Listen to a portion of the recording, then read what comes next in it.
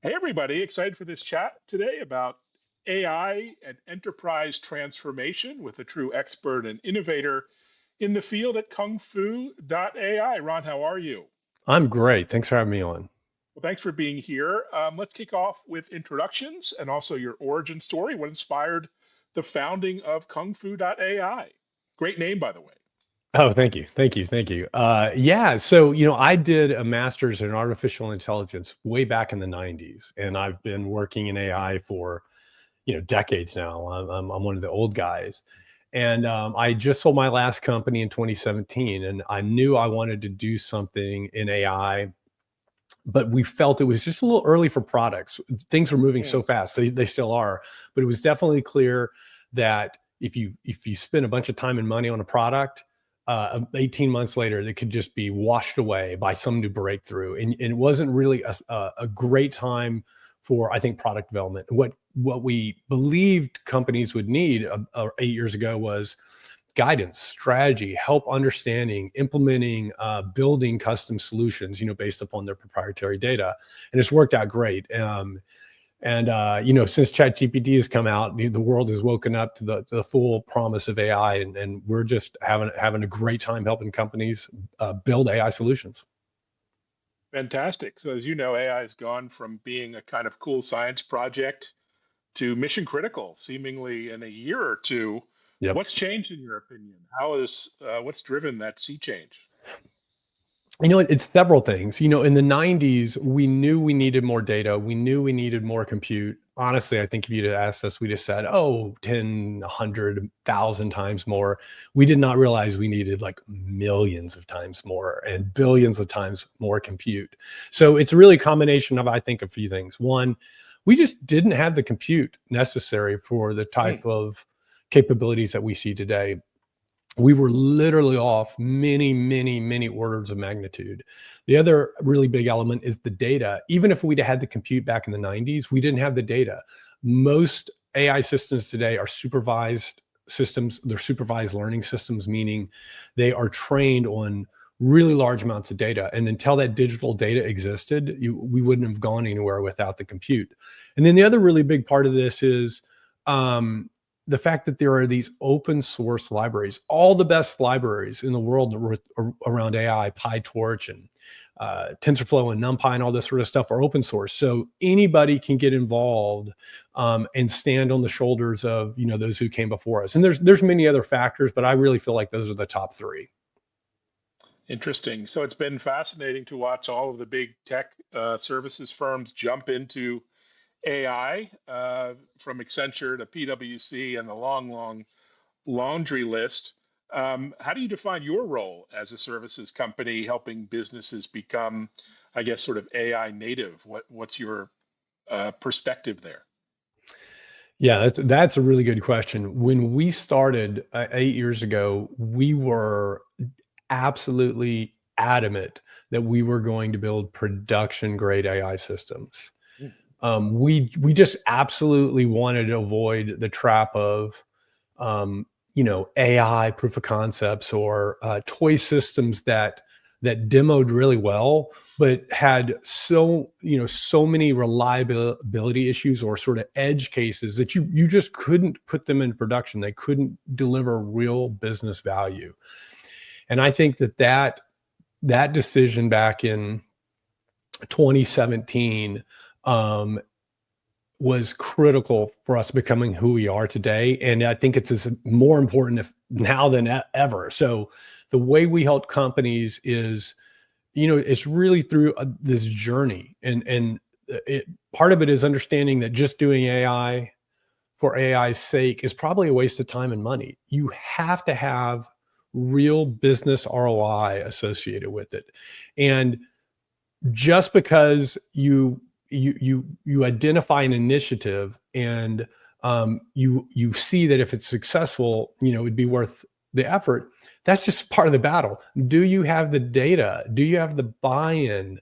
Do you have the ability to deploy and manage those types of solutions? It's not a 180 from software, but artificial intelligence as it exists today is so data dependent that you have to start with the data. You have to start with an analysis of the quantity, the quality, the distribution of that data. It will determine your success or failure more than any other aspect of an artificial intelligence engagement. And that's very different than traditional software. In software, it's just your ability to execute. With AI, you are beholden to the data, garbage in, garbage out. Fantastic. And you've worked with Fortune 500, startups, everything in between. What's a big misconception you see in working with your clients across the board? We see a range of things. We'll see things like every now and then we'll have a client who will come in who thinks that you can just take AI off the shelf and you just sort of point it at the data and it will just go figure things out. We do occasionally get clients who um, uh, think, AI maybe almost sort of mistake free or omniscient. No, Mm, these are probabilistic systems. They can absolutely make mistakes. One of the challenges that with modern AI is that they make very human-like mistakes, right? So mm, they can be unpredictable in the way that a human can be unpredictable. For example, you could be an expert speaker, but doesn't mean you won't misspeak occasionally, right? Well, we see that with AI systems, and that's not really something we had to worry about with traditional software. They were much, much more deterministic, less probabilistic.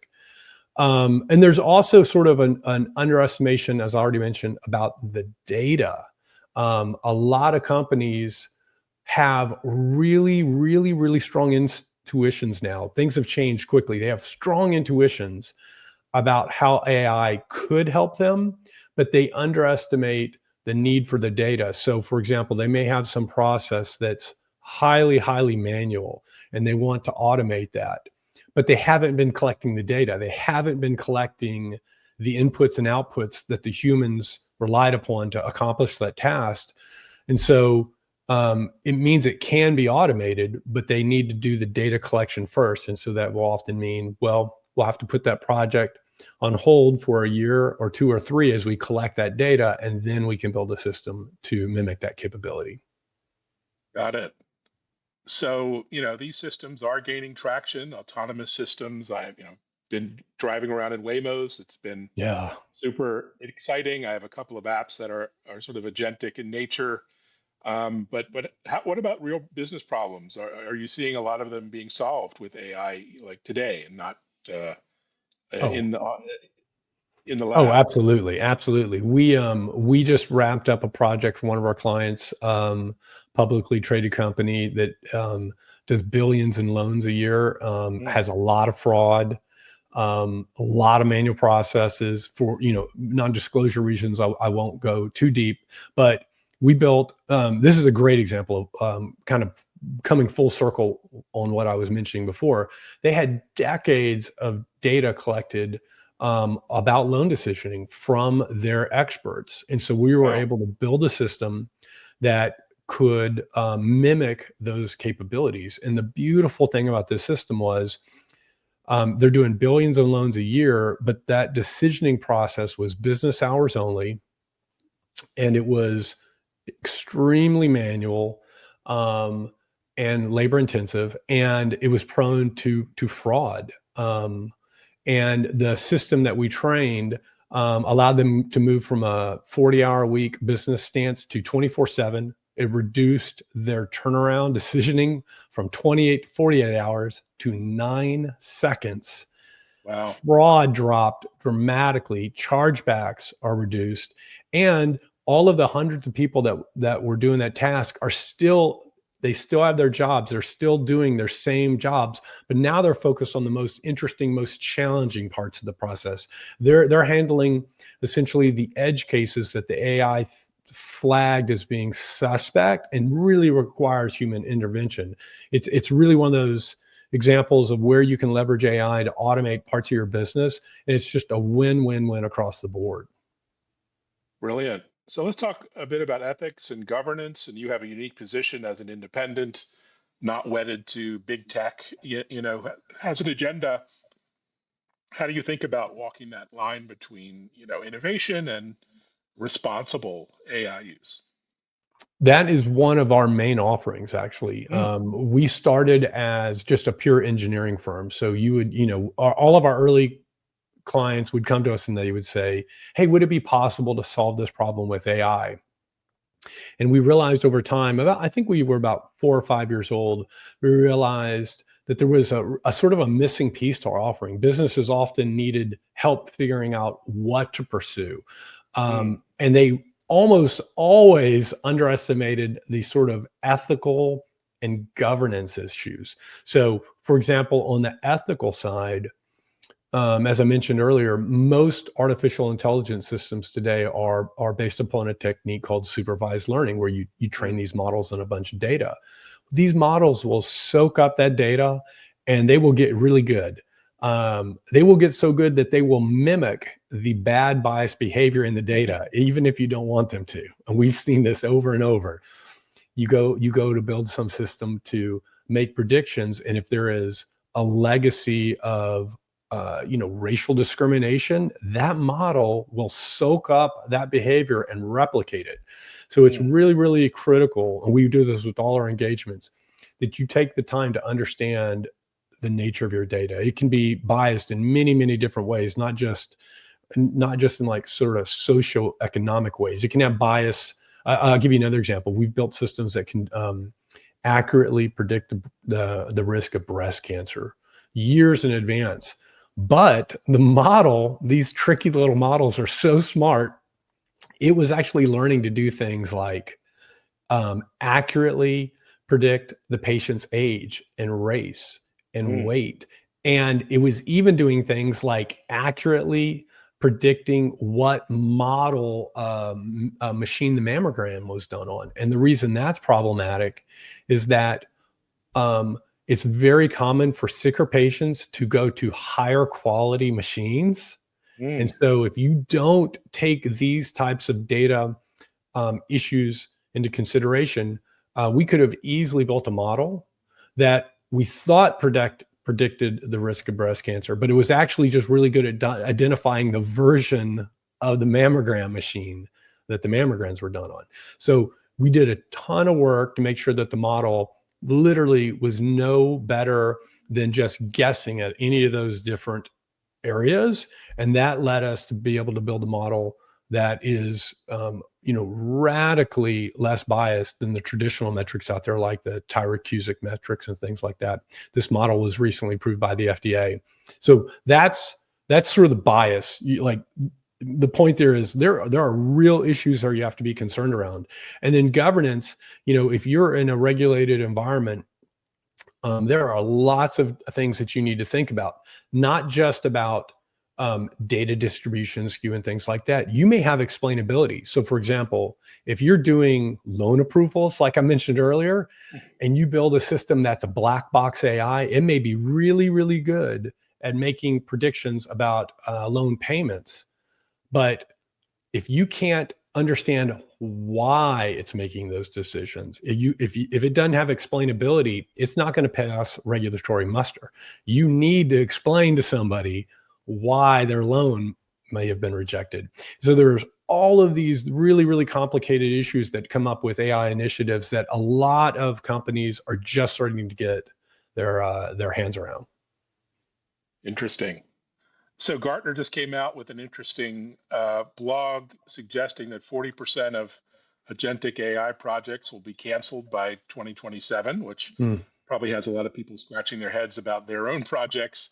But Yeah. how do you see the balance of experimentation with delivery? You have real clients and real value in the enterprise. What's that look like? I will be surprised if the number is not higher than 40%. And Wow. the reason is, um, all of the AI systems that I've talked about to date, and we've built well over 100 production systems. All of them, if you'll notice, are examples of narrow AI, meaning they're domain specific. They have superhuman capabilities, but often along just one or two dimensions, right? In these agentic systems, which it's still very early days, they're going to be incredibly powerful. But just Mm, like I mentioned earlier about humans, they're going to have a jagged, sort of a jagged edge along the frontier of reliability. And what that means is they're going to fail in unpredictable ways. And that is what's going to make them very difficult to deploy in enterprise environments. We see the same thing with generative AI. If you are using generative AI on a personal basis and you're interacting with Claude or ChatGPT, you interact and you check the prompts and you go back and forth until you get what you want. And sometimes you'll say, "Are you sure?" You may massage the interplay a little bit, but you definitely don't just ask it a question. Whatever it gives you, you just take it as gospel and send it out in the world. And that's the challenge with generative AI, and that's the challenge with agentic systems right now. Now, let me be clear so I don't come off as too pessimistic. These are just going to be the challenges along that jagged edge. Agentic AI is going to revolutionize business, and it's going to happen a lot faster than people think. But there mm. are going to be a lot of tears and a lot of wasted money as people realize that that 2% error rate is not something that that maybe their enterprise can live with. That probabilistic capability is something they're going to have to get used to. Interesting. Let's talk about the talent equation that you see. Everyone's trying to chase the same talent pool out there and trying to upskill and build internal talent. But of course, there's a big gap between that and what people that are available. You're helping partly bridge that kind of gap, but how do we scale up when it comes to talent and know-how? That's a great question. I think it's going to be quite a while until we are Mm, at a point where the talent supply and demand um, has sort of equalized. And the reason is, um, building state of the art AI systems is significantly more complicated than traditional software, because of some of the things we've mentioned around the probabilistic nature. There's quite a bit more math involved than a traditional software. But the other part of it is, this is funny. I remember in the '90s in college, and I remember one of my computer science professors saying something to the effect of like, you know, we're really struggling as an industry in software because you can have like one character, like you can be missing a semicolon and your entire code base breaks, like the entire program breaks. And he kind of, wistfully said, it wouldn't it be great one day if we had computer systems that were more like biological systems. They didn't just completely tip over with any part of them being damaged, and they had redundancy. Well, sometimes you gotta look out for what you wish, because we have that now. These systems are incredibly redundant, resilient, but the black box nature and the complexity of these systems means they're really hard to train. And we've been in many instances. I'm not afraid to admit this, where we're training models, and I work with some of the smartest people on the planet in AI, and we'll get stuck and the model will stop learning. And you can't figure out, is it a data issue? Do we have a bug? Have we hit some sort of weird, hyperparameter issue that's preventing us from going down the gradient further? And then you have to rely upon your heuristics that you've built up over decades to kind of um, get yourself out of these situations. And so it's still quite a bit more art than science. And I think that's one of the reasons it's so hard to predict the future. We don't know where we're going to be in 5 years, because there are these sort of emerging capabilities. So I think it's going to be quite a while until we see a balance on the supply demand curve. yeah, I would agree with you there. Let's talk a little bit about your business model and the industry. I've worked for several services, consultancies, software services companies over the last 30 years, and not much creativity necessarily there. We just had a bench of 10,000 engineers and we threw them at problems and, did good work. But are we heading into a new kind of services landscape when, you're doing code creation with AI and you don't necessarily need the same kinds of skills? What does the future look like for services, professional services?